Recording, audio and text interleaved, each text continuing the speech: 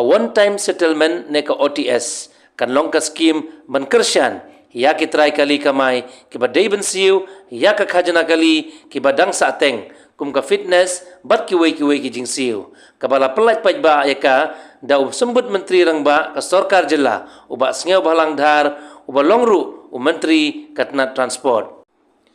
Ka OTS arajar arpun riu, kadai kabala menjur, da ka kenhun menteri ka Sorkar jela, ban pensting, ya ke jing bat ban ai, ka lat kalenti, Iaki Trai kali, ban Siew ya ka Khajana, ka baki day ban Siew. Layatu, uba Siew balang dhar, haba keren syakilat pathai kubor, marya dep pelaj pajba, ya ka haka katwe tarik ujiliu.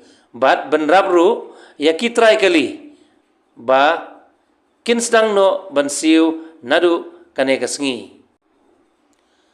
Ula ban rabru, ba Lyngba kane kaskim, ki Trai kali, kinyo jing map, hadu khandai 4%, na ka kuna lane ka penalty, but prapo percent ka Khajana lane ka MV tax, goods and passenger tax. But la aipor, Iaki Trai kali, ban Siew ya ka OTS, hapo ka lifeway tarik, unailar mentau snem.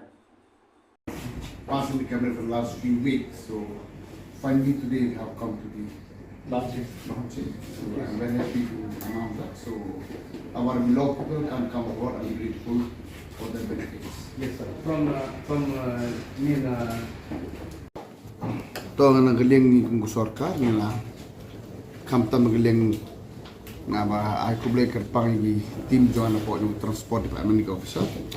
Hadin bingla de pas ya ka cabinet akin ni gisni pala der kung bingla pamnay kan ni one time settlement scheme nagmantaman waive of ya taxes of vehicle kumala brief ni po pala der exactly ya bede berke motor vehicle taxes and good taxes kabalong din waive by proportion hag bede berke fitness kin waive by 90%. Mantag sina long finally ka system kalau ready in place kena bi pai ba dungi mentang lek formally launching kamu duduk lesai kelak man cemat ban Siew no ek by court by slang di kuming la pemnah kabel en kisi belada tikani ka jing kani ko one time settlement phide hatu kate ye kini ki kali ki ba all commercial vehicle big and small kamu duduk kan lo senam hadu kan senam kan no not from which year till date.